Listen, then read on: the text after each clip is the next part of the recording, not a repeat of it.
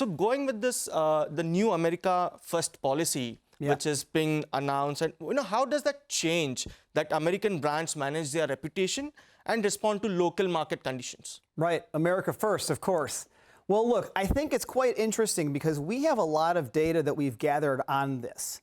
And one of the things that's a bit surprising is that despite all the consternation that America First is causing for American brands overseas, what's not happening is people are still buying American products. People still are very much looking for that Apple product or that Nike product. And so I guess what you could say is that despite some of the consternation that is associated with America First, we're not seeing that effect felt in terms of people's purchasing behavior. So lately what we have seen is there has been a structural changes and operational changes in the PR industry as such. So what kind of changes that you have seen so far, and how are you approaching it, especially when reputational risks are the main concerns? Sure. So I think it's safe to say that in the next 5 years in our profession, we're going to see more change and transformation than we've seen in the previous 5 decades. And the reason for that is that there's 5 seismic shifts occurring in our industry, and each of those are creating essentially a new economy, right? And I'll tell you what those economies are, and then I'll tell you what it means. So the first is the attention economy. The second is the experience economy. The third is the stakeholder economy. The fourth is the intelligence economy. And the fifth is the creator economy, right? Attention economy. This is the battle for attention, shifting away from paid to earned, earning attention, right? Experience economy. This is digital to digital and physical coming together, right? Virtual experiences. Creator economy, the rise of influence, social creators, 300 million creators worldwide, right? Stakeholder economy. This is where business meets culture and the culture wars, and the fact that businesses are able to create more material value than ever before, and reputation matters more than ever before. And then last but not least, the intelligence economy, right? The AI revolution. AI, force multiplier for everything, changing our profession more than anything ever has. Yeah, right. I mean, you spoke about AI, right? You recently collaborated with Google. Yeah. How does that change the entire landscape for PR? I mean, what are the capabilities that Weber Shandwick provides with this collaboration? Yeah. Okay. So first of all, you may have seen there's some recent data that came out of BCG, the world famous management consulting firm BCG. And BCG did an analysis and determined that 80% of communications work sits at what they call the AI sweet spot, AI collaboration sweet spot. And what that means is the things that humans do best, judgment, intuition, creativity, combined with the things that AI does best, speed, scale, increasingly precision. This creates a force multiplier effect, right? Where the real magic happens. And so I think it's safe to say that what AI is going to do for communications and is already doing is going to fundamentally change the way we work for our clients every day. And this is what our partnership with Google enables. So we've partnered with Google. We have now created a new AI spine for our entire company. We call it Halo. And all of the client work that we do is powered by Halo. And all of the work that our teams are doing every single day is done within Halo, our new AI spine. But then there has always been a conflict with the clients, right? How do you measure ROI? So does that also help you, serve clients better? So how do you measure ROIs with the clients in terms of providing your services? Yeah, so it definitely helps us deliver greater ROI, right? So there's nothing more important than creating value for your clients, especially in today's environment, right? And what does that value look like? That value could be productivity improvement. That value could be cost reduction. That value could be better results. That value, there's any number of ways to quantify value. And I think it's safe to say that with AI, we're able to do so much more quantifiably and with much more sophistication than we've ever been able to do before. But when we speak about India as a market, has measurement been a problem, or do you think the clients in India are more towards the mature side, or how do you look at the measurement for Indian clients? Is it similar globally, or how do you provide these measurements to the Indian clients basically? Yeah, so I think that measurement is overall similar globally because what you measure is pretty similar, whether that's the results of media or what's happening online and social.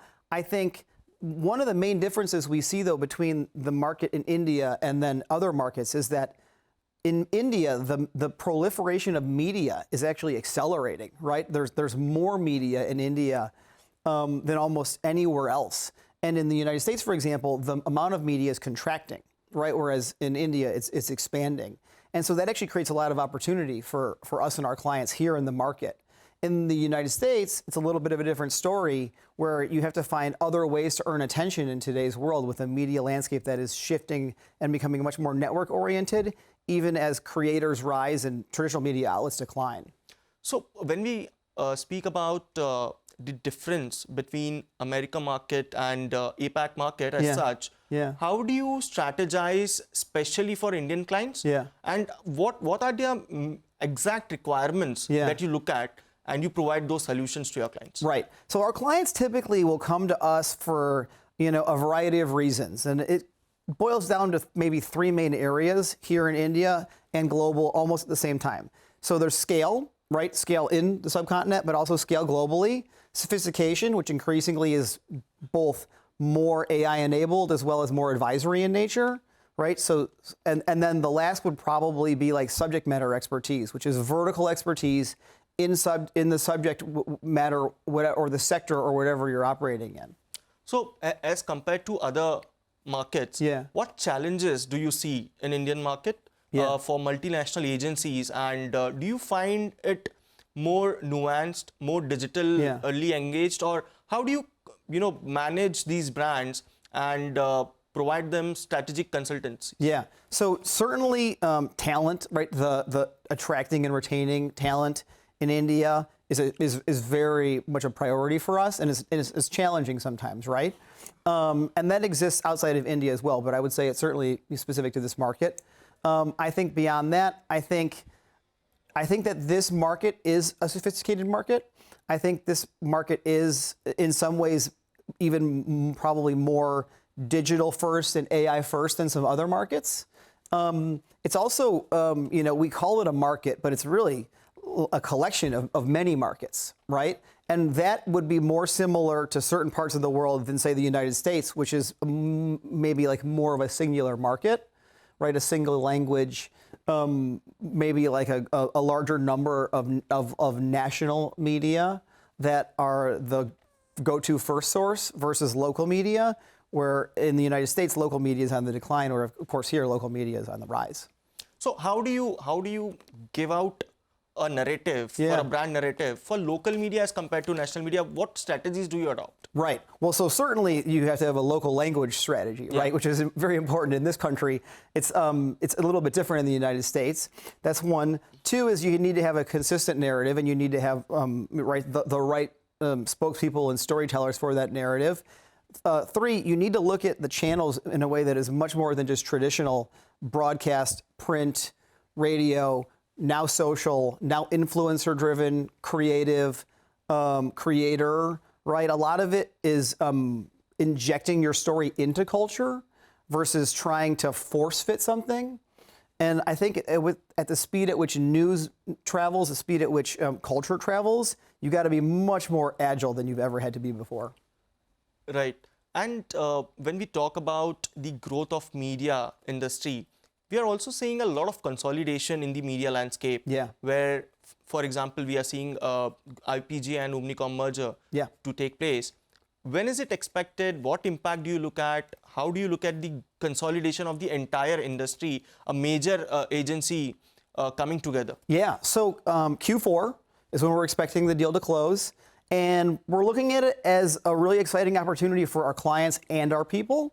And I think it's going to be an opportunity for us to bring greater scale and greater sophistication to the work we do for our clients every day. But how do you look at the merger shaping place in India?